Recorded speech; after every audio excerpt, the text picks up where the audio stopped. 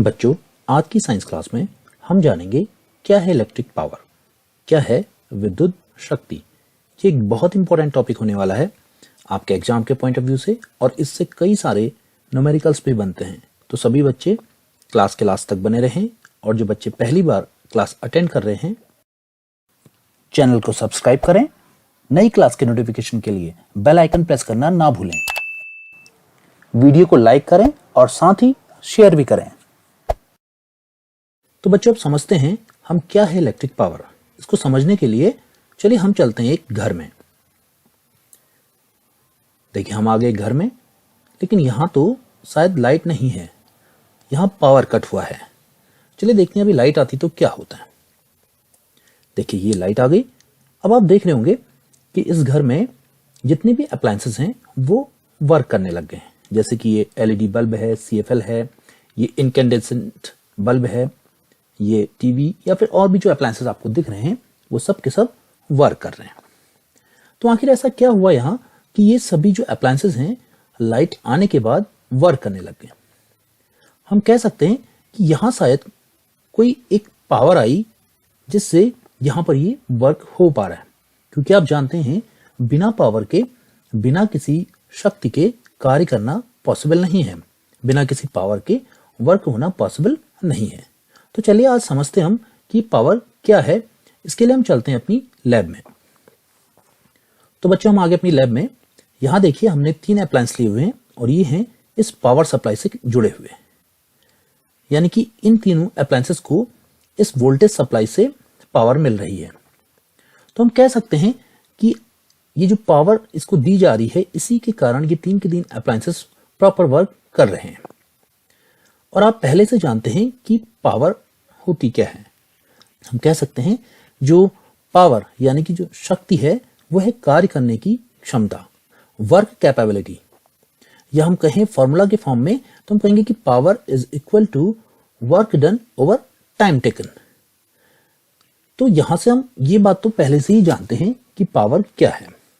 अब यहां हम देख रहे हैं कि ये जो पावर है वो है इलेक्ट्रिक पावर, और ये इलेक्ट्रिक पावर इसमें आई कहां से है? वो आई है बच्चों इसकी वोल्टेज सप्लाई से, या हम कहें इसके पोटेंशियल डिफरेंस से। और आप जानते हैं जब पावर सप्लाई की जाएगी या जब शक्ति का प्रयोग किया जाएगा तो वहां कुछ ना कुछ वर्क होगा। तो देखिए यहां पर ये वर्क हो रहा है। तो हम कह सकते हैं इलेक्ट्रिसिटी के केस में कि इलेक्ट्रिक पावर है electrical work done over a time. इसका मीनिंग हुआ कि विद्युत शक्ति है विद्युत ऊर्जा द्वारा किया गया कार्य एक निश्चित समय में। देखिए यहां पर ये जो इलेक्ट्रिक एनर्जी है वो एक वर्क कर रही है, और यही इस इलेक्ट्रिक एनर्जी की पावर है। अब कल्पना कीजिए अगर यहां आपके घर में वोल्टेज कम हो जाए, तो आपने देखा होगा जब वोल्टेज कम हो जाती है तो आपके अप्लायंस प्रॉपर्ली वर्क करना छोड़ देते हैं, वो वर्क नहीं कर पाते हैं प्रॉपर्ली, क्योंकि उन तक प्रॉपर पावर सप्लाई नहीं पहुंच पाती है। तो बच्चों, यहां तक हम समझ गए कि इलेक्ट्रिकल जो पावर है वो क्या है। चलिए अब हम इस P is equal to W/T से कुछ और जानते हैं। देखिए, आप पहले से जानते हैं कि वर्क की SI यूनिट है जूल और टाइम की SI यूनिट होती है सेकंड। तो हमसे नोट कर लेते हैं। देखिए ये हो गया जूल और यह है सेकंड। तो हम इस जूल और सेकंड से कह सकते हैं कि पावर की SI यूनिट होती है जूल पर सेकंड, या फिर इसे कहा जाता है वॉट। तो इसे नोट कर लेते हैं। देखिए SI unit of electric power, जो SI यूनिट है विद्युत शक्ति की, वो है वॉट। इसे हम कैपिटल W से डिनोट करते हैं। अब अगर मैं आपसे पूछूं कि बताइए कि 1 वॉट पावर कितनी होगी, 1 वॉट की पावर कितनी होगी, तो आप कह सकते हैं कि 1 वॉट की पावर होगी अगर हम 1 जूल का वर्क करें, हम 1 जूल का कोई कार्य करें और उस कार्य को करें हम 1 सेकंड तक, या यूं कहें कि हम 1 सेकंड तक अगर 1 जूल का वर्क कर रहे हैं तो वो जो पावर है वो होगी 1 वॉट की। चलिए इसे भी नोट कर लेते हैं। तो यहां देखिए आप लिखा है कि an appliance is said to have power of 1 watt if it does work at the rate of 1 joule in 1 second. यदि किसी उपकरण द्वारा 1 जूल पर सेकंड की दर से विद्युत ऊर्जा व्यय होती है तो उस उपकरण की शक्ति 1 वॉट कहलाती है। तो बच्चों ये कई बार पूछा जाता है आपसे कि इलेक्ट्रिक पावर की SI यूनिट क्या है, तो आप वहां कहेंगे कि वॉट है। और यदि आपसे पूछा जाता है कि 1 वॉट को डिफाइन कीजिए, तो आप इस डेफिनेशन को दे सकते हैं। तो यहां तक तो आप समझ गए होंगे कि 1 वॉट क्या है। चलिए इस P is equal to W/T से कुछ और आगे को जानते हैं। तो देखिए हमारे पास ये फॉर्मूला है P is equal to W/T। अब देखिए आप इससे पहले हमारी पिछली क्लासेस अटेंड कर चुके हैं और उसमें आपने पोटेंशियल डिफरेंस और करंट के बारे में बहुत अच्छे से पढ़ा है। जिन बच्चों ने वो क्लासेस अटेंड नहीं की थी उनके लिए लिंक डिस्क्रिप्शन बॉक्स में दिया गया है। तो देखिए बच्चों, आपने वहां पढ़ा था पोटेंशियल डिफरेंस में एक फॉर्मूला जाना था आपने कि पोटेंशियल डिफरेंस होता है work done over quantity of charge moved, यानी कि चार्ज आवेश को मूव कराने में किया गया कार्य कहलाता है विभवांतर। तो देखिए हम इस V is equal to W/Q से हम W की वैल्यू को फाइंड आउट कर सकते हैं। कैसे? W इज इक्वल टू हो जाने वाला है V इंटू Q। और अब आप देखिए इस Q के बारे में कुछ जानते हैं। आपने एक फॉर्मूला और जाना है इलेक्ट्रिक करंट का। आपने ये फॉर्मूला देखा है कि I is equal to Q/T। इसका मीनिंग होता है कि अगर T टाइम तक Q कूलाम का चार्ज मूव कर रहा है तो वहां हम कहते हैं कि इलेक्ट्रिक करंट फ्लो कर रहा है। अब देखिए इस I is equal to Q/T से हम इस Q की वैल्यू को फाइंड आउट कर सकते हैं। कैसे? देखिए तो ये हो सकता है Q is equal to I into T। हम देखिए इस फॉर्मूले में ये जो W है इसकी वैल्यू को इनसे रिप्लेस कर देते हैं। तो क्या होगा? देखिए हम लिख सकते हैं V यहां पर और Q की जगह पर हम लिख सकते हैं I इंटू T। तो वो हो जाने वाला है W is equal to VIT। अब देखिए हम इस वैल्यू को यहां पुट करके देखते हैं। अब देखिए हमारे पास एक फॉर्मूला आ गया P is equal to V into I into T/T। और यहां पर अब हम इस T को इस T से हम कैंसिल आउट कर देंगे। तो हमारे पास जो फाइनल एक फॉर्मूला बन जाएगा वो बन जाने वाला है P is equal to VI। और बच्चों ये बन गया है पावर का एक फर्स्ट फॉर्मूला, जो कि बहुत इंपॉर्टेंट फॉर्मूला है जिससे आप आगे को भी न्यूमेरिकल्स भी सॉल्व आउट करेंगे। यहां तक आप समझ चुके होंगे कि P यानी कि पावर डिपेंड करती है पोटेंशियल डिफरेंस और इलेक्ट्रिक करंट पर। अब बच्चों आपने ओम्स लॉ पढ़ा है, हमारी पिछली क्लासेस में आपने ज्वाइन किया है ओम्स लॉ, और वहां आपने जाना था कि V is equal to IR। अब देखिए हम यहां पर जो ये V है, इस V को अगर हम लिख दें IR तो वो फॉर्मूला बन जाने वाला है कुछ इस प्रकार का। देखिए हो जाएगा P is equal to I into R, और इस I इंटू I को हम लिख सकते हैं I स्क्वायर। तो हमारे पास एक सेकंड फॉर्मूला आ गया, वो है P is equal to I square R। ये देखिए एक सेकंड फॉर्मूला आ गया पावर का। अब हम एक थर्ड फॉर्मूला फिर से ड्राइव करते हैं इस P is equal to VI से। कैसे? देखिए आपने अभी भी जाना V is equal to I into R, तो I इज इक्वल टू हो जाएगा V/R, कुछ इस प्रकार से। देखिए I is equal to V/R, और इस I की वैल्यू को हम इस इक्वेशन नंबर 1 में अगर पुट कर दें तो आपको मिल जाएगा P is equal to V into V/R, और वो हो जाने वाला है बिल्कुल ऐसे ही स्क्वायर। तो हम कहेंगे कि थर्ड वाला एक फॉर्मूला हमारे पास और आ गया, वो है P is equal to V²/R। तो बच्चों यहां देखिए ये 3 इंपॉर्टेंट फॉर्मूला हमने ड्राइव कर लिए हैं किससे? इस P is equal to W/T से। तो चलिए जानते हैं अब तक हमने पावर के बारे में इन 3 फॉर्मूला से क्या क्या सीख लिया है। देखिए हमने ये 3 फॉर्मूला फाइंड आउट किए, P is equal to VI, P is equal to I²R और P is equal to V²/R। तो फर्स्ट फॉर्मूला से हमने ये पता किया कि पावर डिपेंड करती है पोटेंशियल डिफरेंस और इलेक्ट्रिक करंट पर। देखिए यहां भी यही सब कुछ लिखा गया है। फिर हमने एक सेकंड फॉर्मूला फाइंड आउट किया जो था power is equal to I² into R, और एक थर्ड वाला जो फॉर्मूला आपने ड्राइव किया देखिए वो है कि power is equal to V²/R। ये फॉर्मूला हमें बताता है कि पावर इनवर्सली प्रोपोर्शनल है रेजिस्टेंस के, यानी कि जो विद्युत शक्ति है वो विद्युत प्रतिरोध के विद्युत क्रमानुपाती है। इसका मीनिंग क्या हुआ बच्चों? देखिए इसका मीनिंग ये है, अगर किसी अप्लायंस का अगर रेजिस्टेंस बहुत ज्यादा है तो इसका मतलब उसकी पावर कम होगी। और या हम कहें कि अगर किसी अप्लायंस का पावर बहुत ज्यादा है तो उसका रेजिस्टेंस उतना ही कम होगा। तो बच्चों यहां तक तो बात कर ली हमने पावर की। चलिए अब तक आप जब ये समझ चुके हैं तो हम थोड़ा सा पावर को एक बड़ी वैल्यू के रूप में जानते हैं, और वो है कमर्शियल यूनिट। वो कमर्शियल यूनिट जिससे हम अपने घर में बिजली का बिल देते हैं। चलिए उसके बारे में भी कुछ समझते हैं। देखिए यह है कमर्शियल यूनिट की बात हम कर रहे हैं, और इसे भी हम जानेंगे अपने इसी formula P is equal to W/T से। देखिए यहां हम कह सकते हैं P is equal to W/T है।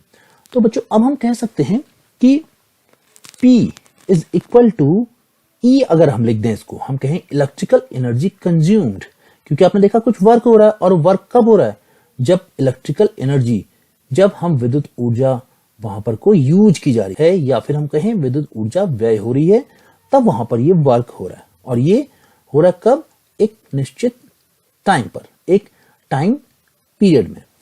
तो हम कह सकते हैं कि P is equal to E/T, यानी कि electrical energy consumed over time taken, वो है इस पावर के बराबर। और अगर मैं कहूं कि इलेक्ट्रिकल एनर्जी कितनी कंज्यूम हो रही है यहां पर, तो आपका आंसर होगा E is equal to P into T। और आप पहले से जानते हैं कि पावर की जो यूनिट अभी हमने निकाली थी वो थी वाट, और T यानी कि टाइम को हम ले रहे हैं यहां पर को आवर में। तो आप कह सकते हैं कि जो इलेक्ट्रिकल एनर्जी है वो डिपेंड करती है पावर और टाइम पर। और अगर मैं आपसे ये पूछूं कि 1 वॉट आवर कितना होगा, 1 वॉट आवर कितना होगा, तो आप कह सकते हैं कि 1 वॉट आवर होगा अगर किसी भी अप्लायंस द्वारा 1 घंटे तक, 1 आवर तक 1 वॉट की पावर का यूज किया जाता है। तो हम कहेंगे कि वो जो अप्लायंस है उसके द्वारा जो एनर्जी कंज्यूम की जा रही होगी वो होगी 1 वॉट आवर की। अब बच्चों ये बात तो थी वॉट आवर की, लेकिन जहां हम बात कर रहे हैं कमर्शियल यूनिट की, तो वहां पर हम वॉट से एक बड़ी जो इकाई है, जो बड़ी यूनिट है, वॉट से बड़ी यूनिट है, वो है किलोवाट। किलोवाट में हम कमर्शियल यूनिट को लेते हैं, और 1 किलोवाट इज इक्वल टू होता है 1000 वॉट। और अगर मैं अब आपसे पूछूं कि 1 वॉट क्या होगा, 1 वॉट इज इक्वल टू हो जाने वाला है 1/1000 किलोवाट। अब देखिए मैंने कहा कि हम कमर्शियल यूनिट को लेते हैं किलोवाट में, तो हमें ये जो यहां फॉर्मूला है इसको चेंज करना होगा किलोवाट में, क्योंकि यहां ये वॉट में है। और इसको हम कैसे करेंगे, किलोवाट में कैसे कन्वर्ट करेंगे, देखिए हम लिख देंगे कि P इंटू T ओवर 1000। तो हम इस वॉट को इजीली किलोवाट में कन्वर्ट कर सकते हैं। कैसे, देखिए इस फॉर्मूले के साथ कुछ इस प्रकार से हम लिख सकते हैं, जो electrical energy consumed by an appliance है वो है P इंटू T, जो कि हम लेंगे आवर में, और ओवर 1000। और ये कहलाएगा अब, जैसे कि पहले कहलाता वॉट आवर, अब ये कहलाता है किलोवाट आवर। किसे कहेंगे हम, 1 किलोवाट आवर, बिल्कुल इसे ही जैसा कि हमने यहां कहा था वॉट आवर, किलोवाट आवर भी हम बिल्कुल ऐसे ही डिफाइन करेंगे। हम कह सकते हैं यदि किसी अप्लायंस द्वारा 1 आवर तक 1 किलोवाट पावर का यूज किया जा रहा है, तो उसकी एनर्जी होगी 1 किलोवाट आवर, या फिर इसको कॉमनली हम कहते हैं यूनिट। और यूनिट वर्ड तो आपने जरूरी सुना होगा। आपने सुना होगा कि लाइट का जो खर्च है, जो आप लाइट का यूज करते हैं, उसका जो आप पेमेंट करते हैं वो यूनिट के अकॉर्डिंगली करते हैं। तो बच्चों यहां तक आप समझ गए हैं कि कमर्शियल यूनिट, जिसको हम यूनिट भी कहते हैं, या हम कहें 1 किलोवाट आवर का फॉर्मूला क्या है। चलिए अब तक हमने जो फॉर्मूले सीखे हैं उनको हम अप्लाई करके देखते हैं कुछ न्यूमेरिकल्स में। तो हमने आज क्या सीखा, देखिए हम आ गए अपने उसी घर में, और यहां पर हमारे पास है एक रूम जहां पर एक एलईडी बल्ब ग्लो कर रहा है। तो देखिए इससे रिलेटेड एक क्वेश्चन कुछ इस टाइप का बन सकता है। देखिए यहां लिखा है कि एक 15 वॉट का बल्ब है जो कनेक्टेड है 220 वोल्ट की पावर सप्लाई से। अब आपसे पूछ रहा है कि इस बल्ब द्वारा जो करंट लिया जा रहा होगा, जो करंट ड्रॉन किया जा रहा है इस बल्ब के द्वारा, वो कितना है। अब कैसे फाइंड आउट करेंगे, देखिए आपके पास है 3 फॉर्मूलाज, वो है P is equal to V I, P is equal to I square I R और P is equal to V square over are.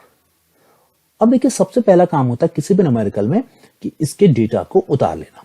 देखिए सबसे पहले आप क्या उतारें, आपको जो दिया गया 15 वॉट, यानी कि आपको दिया गया P दिया है 15 वॉट। इसके बाद आपको दिया गया है 220 वोल्ट की पावर सप्लाई, यानी कि ये दिया है आपको वोल्टेज, तो हम लिख लेते हैं V is equal to 220 volt. अब इसके बाद आपसे कहा गया है कि करंट की वैल्यू को फाइंड आउट करिए, तो हम लिख लेंगे I is equal to watt. अब इन तीन फॉर्मूलाज में से आप किसे यहां अप्लाई करने वाले हैं। देखिए आपके पास वैल्यू है P, V और I, तो देखिए हमारे पास जो पहला वाला फॉर्मूला है वही इसे सेटिस्फाई कर देता है, तो हम इस पहले वाले फॉर्मूले को ही यहां अप्लाई करेंगे और इन दोनों फॉर्मूलेज को यहां से हम हटा देते हैं। अब देखिए हमें यहां से I निकालना है, तो I को कैसे फाइंड आउट करेंगे, हम कह सकते हैं कि I इज इक्वल टू हो जाने वाला है P ओवर V, और अब हम जो वैल्यूज यहां दी हैं उसे इस फॉर्मूला में पुट कर लेते हैं। कैसे, देखिए I is equal to 15 over 220, और जब आप इसे सॉल्व आउट करेंगे तो आपका आंसर आ जाएगा I is equal to 0.068 ampere. तो बच्चों कुछ इस प्रकार से आप करंट की वैल्यू को फाइंड आउट कर सकते हैं जब आपको पावर और वोल्टेज दी गई हो। चलिए दूसरे न्यूमेरिकल की ओर चलते हैं।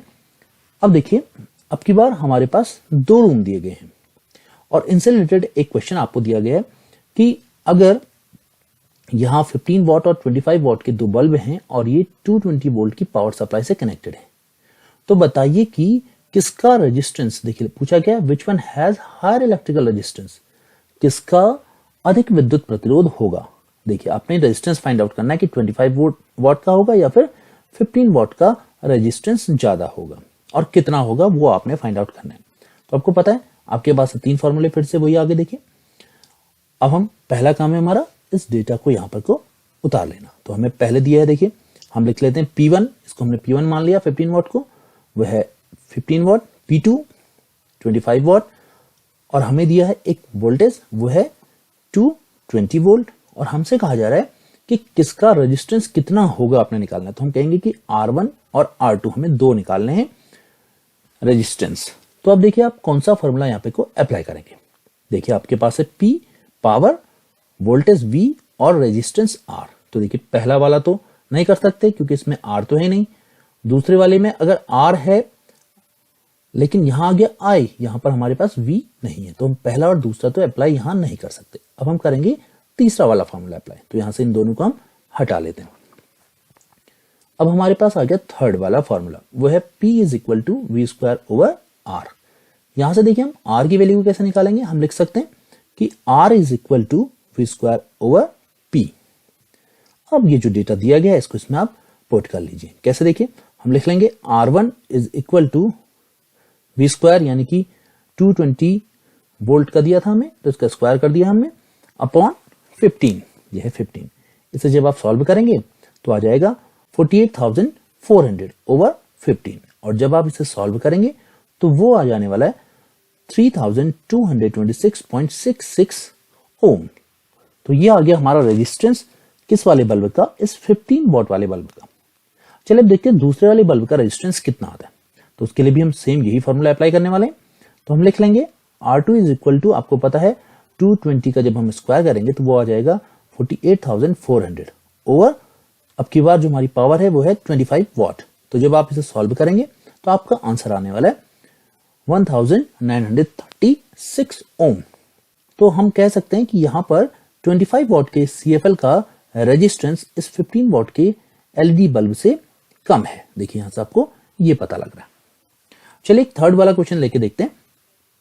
हमारे पास है देखिए इनकैंडेसेंट बल्ब, और इसकी जो पावर रेटिंग दे रखी है आपको वो दे रखी है 220 वोल्ट पर ये जो पावर लेता है वो लेता है 30 वॉट की। अब आपसे कह रहा है ये क्वेश्चन में कि क्या होगा अगर इस घर की वोल्टेज कम हो जाए और वोल्टेज रह जाए 110 वोल्ट की, तब ये बल्ब कितनी पावर कंज्यूम करेगा, ये बल्ब कितनी पावर तब लेगा जबकि आपकी वोल्टेज 110 वोल्ट हो जाए।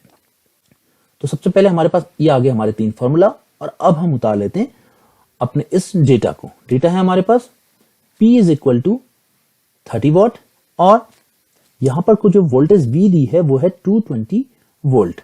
इसके बाद आपसे पूछा गया था कि क्या हो अगर 110 वोल्ट की वोल्टेज रह जाए तो पावर कितनी कंज्यूम होगी। देखिए अब आपको निकालना है कि 110 वोल्ट पर कितनी पावर कंज्यूम की जाएगी। उसको निकालने के लिए आपके पास जो डेटा दिया गया है वो पहले से जो मिला है वो मिला है, एक जो बल्ब है वो 30 वॉट का है। तो आपने इसकी हेल्प से ये फाइंड आउट करना है कि क्या हो अगर 110 वोल्ट की वोल्टेज रह जाए। तो देखिए हम पहले इस फॉर्मूला नंबर 1 को समझते हैं। क्या हम इसे अप्लाई कर सकते हैं? आप कहेंगे कि हाँ सर इसे कर सकते हैं, क्योंकि देखिए यहाँ पर P भी दिया है और V भी दिया है, तो हम इसे I निकाल लेंगे। लेकिन बच्चों यहाँ I तो हमसे पूछा ही नहीं है, तो हम इस फॉर्मूले को अप्लाई नहीं करेंगे। और इसे भी हम नहीं कर सकते क्योंकि यहाँ तो वोल्टेज दी नहीं है, तो हम यहाँ वोल्टेज को अप्लाई नहीं कर पाएंगे, तो हम इस फॉर्मूले को भी अप्लाई यहाँ नहीं करने वाले। तो अब रह गया हमारे पास ये थर्ड वाला फॉर्मूला, जिससे आप इसकी पावर भी निकाल सकते हैं और यहां से आप इसका रेजिस्टेंस भी फाइंड आउट कर सकते हैं। तो चलिए हम यहां लिख लेते हैं कि हम पहले फाइंड आउट करने वाले हैं इसका रेजिस्टेंस, जिसके बाद हम फाइंड आउट करेंगे इसकी पावर। तो हम लिख लेते हैं यहां पर हमें एक निकालना है इसका रेजिस्टेंस। तो अब ये दो फॉर्मूला तो हमारे काम के रहने गए, हम इन्हें यहां से हटा लेते हैं। अब देखिए आप इस फॉर्मूला से कैसे रेजिस्टेंस निकालेंगे। आपको पता है कि आप लिख देंगे इसे R is equal to V²/P, कुछ इस प्रकार से। अब हम ये जो डेटा दिया गया इसको इस फॉर्मूले में पुट करके देखते हैं। देखिए क्या है, V की वैल्यू क्या देखिए आपको यहां दी है 220 वोल्ट, तो यहां हो गया 220 का स्क्वायर ओवर 30। तो 220 का स्क्वायर अभी हमने किया था, देखिए वो था 48,400 ओवर 30। इस कंडीशन में अगर आप 30 से इसको डिवाइड करेंगे तो ये आ जाने वाला है 1613.33 ओम्स। तो ये आ गया बच्चों पहला रेजिस्टेंस, अगर ये जो बल्ब है ये 220 वोल्टेज पर ऑपरेट होता तो। अब आपसे पूछा गया था कि क्या हो अगर ये 110 वोल्ट पर ऑपरेट हो रहा है। तो देखिए आपके पास आ गया रेजिस्टेंस और आपको दी है वोल्टेज पहले से, तो आप इस फार्मूले के थ्रू इसकी पावर को अब कैलकुलेट कर सकते हैं। कैसे? तो देखिए केस नंबर 2 के लिए हम कहेंगे कि हमारे पास वोल्टेज है 110 वोल्ट की और हमारे पास रेजिस्टेंस अब आ चुका है, R आ चुका है 1613.33 ओम, और हमें कैलकुलेट करना है P। तो हम इस फॉर्मूले में ये डेटा को पुट करके देखते हैं। P इज इक्वल टू हो जाने वाला है 110 स्क्वायर अपॉन 1613.33, और जब आप इसे सॉल्व करेंगे तब आपके पास आ जाएगा 12,100 ओवर 1613.33, और जब आप इसे फाइनली सॉल्व आउट करेंगे तो आपके पास जो आंसर आएगा वो है power P is equal to 7.50 watt. तो हम कहेंगे कि अगर वोल्टेज 110 वोल्ट रह जाए तब उस कंडीशन में ये जो 30 वॉट का बल्ब था ये अब पावर कंज्यूम करेगा 7.5 वॉट की। तो ये है इस क्वेश्चन का आंसर। तो चलिए बच्चों एक और क्वेश्चन लेके देखते हैं। वह देखिए अब की बार इस पूरे घर में आपको सारे जो अप्लायंसेस हैं वो दिख रहे हैं। अगर अब आपसे पूछा जाए कि इस घर में अगर 30 डेज तक जो अप्लायंसेस हैं इनका टाइम दे दिया जाए आपको, और आपसे कहा जाए कि 30 डे के बाद इस घर में इलेक्ट्रिकल एनर्जी कितनी कंज्यूम हो चुकी होगी, उसे कैलकुलेट करिए। तो चलिए हम समझते हैं क्वेश्चन किस प्रकार से आ सकता है। देखिए आपसे कहा जाएगा कि आपको एक टेबल दी गई होगी और आपसे कहा गया है कि 30 डे के बाद ये कैलकुलेट करिए कि इलेक्ट्रिकल एनर्जी कितनी कंज्यूम की गई है। तो चलिए हम ले लेते हैं टेबल। यह देखिए टेबल जिसमें वो डिफरेंट जो अप्लायंसेस हैं उनको दिया गया है। यहाँ देखिए एलईडी बल्ब है, सीएफएल है, इनकैंडेसेंट बल्ब है, ट्यूबलाइट है, टीवी है, एलईडी बल्ब है, एग्जॉस्ट फैन है और फ्रिज है। इनकी पावर आपको दी गई है। देखिए यहाँ ये पावर दी गई है और यहाँ दिखाया गया है कि ये एक दिन में कितने आवर तक चल रहे हैं। तो अब आपसे कहा जा रहा है कि 30 डे तक अगर ये लगभग इसी टाइम पीरियड में चलते हैं, इतना ही टाइम लेते हैं, तब आपसे कहा जा रहा है कि ये कितनी इलेक्ट्रिकल एनर्जी को कंज्यूम कर देंगे। तो कैसे कैलकुलेट करेंगे इसे हम देखिए। पहले हम ले लेते हैं इसका टोटल कर लेते हैं कि हम एक दिन में कितनी पावर यूज कर रहे हैं और कितने आवर्स तक इन अप्लायंसेस को हम चला रहे हैं। तो हम लिख लेंगे यहाँ पर कि टोटल जो है हमारा आ जाएगा, इसको हम जब ऐड करते हैं तो वो आ जाता है 400 वॉट। एक दिन में जो टोटल इनके आवर्स आ रहे हैं वो है 63 आवर। अब हम क्या करेंगे देखिए, हम इसे कैलकुलेट करेंगे कौन से फॉर्मूले के साथ, वो है formula E is equal to P into T, जो कि हम लेंगे आवर्स में ओवर 1000। जो हमारे पास डेटा है उसको हम पहले यहाँ पुट कर लेते हैं। हमारे पास है P is equal to 400 watt और जो हमारा टाइम आ गया, टोटल टाइम जो आ गया वो आ गया 63 आवर। अब हम कैसे कैलकुलेट करेंगे, देखिए ये जो वैल्यू है इसे हम इस फॉर्मूले में पुट करके देखते हैं क्या होगा। हम लिख लेंगे E is equal to 400 into 63 over 1000 और इसे कैलकुलेट करिए, देखिए ये हो जाएगा 25,200 ओवर 1000 और जब आप इसे डिवाइड करेंगे तो ये आ जाएगा 25.20 और वो आ जाएगा आपकी 1 डे की इलेक्ट्रिकल एनर्जी कंज्यूम्ड जो होगी वो होगी 25 इंटू 2 किलोवाट आवर। अब आपसे कहा गया कि 30 डे में कितनी इलेक्ट्रिकल एनर्जी कंज्यूम करेगा, तो इजी है इसको कैलकुलेट करना, इसको 30 से आप मल्टीप्लाई कर दीजिए तो वो हो जाने वाला है 756 किलोवाट आवर। या हम कहें जो सामान्य बोलचाल की भाषा में हम कह देते हैं तो हम कह सकते हैं यहां जो इनकी यूनिट होगी वो होगी 756 यूनिट। तो इस घर में 1 महीने के बाद होगी जो इनकी मीटर रीडिंग वो बढ़ चुकी होगी, अब 756 यूनिट आ गए। तो बच्चों ये थे कुछ इंपॉर्टेंट न्यूमेरिकल्स जो आज आपने करने सीखे। आज की क्लास के लिए यहीं तक बच्चों, थैंक यू।